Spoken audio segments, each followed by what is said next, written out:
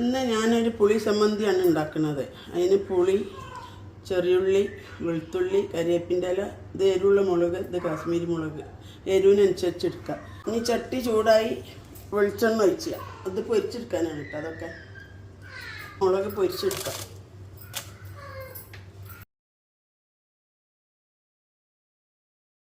ഒരു പാത്രത്തേക്ക് കോരാം.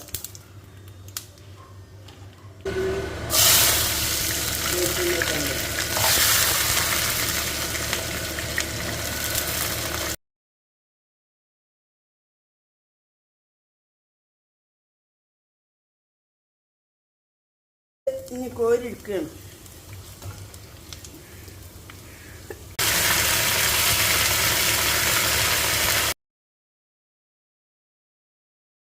ഇതൊക്കെ ഇപ്പം നമ്മൾ എണ്ണയിലിട്ട് വറുത്തെടുത്ത് ഇനി നമുക്ക് ചമ്മന്തി അരക്കാം.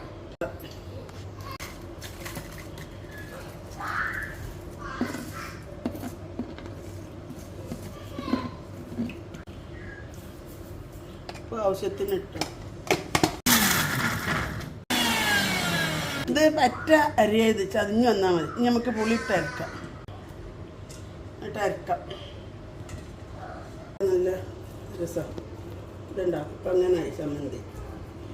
ഇനി ഇതിൻ്റെ വെളിച്ചെണ്ണ കുറച്ച് ഇതിക്ക് വെളിച്ചെണ്ണ അത് മുളക് ഉണ്ടാക്കിയ വെളിച്ചെണ്ണ, ഇത് കുറച്ച് വെളിച്ചെണ്ണ. Oranga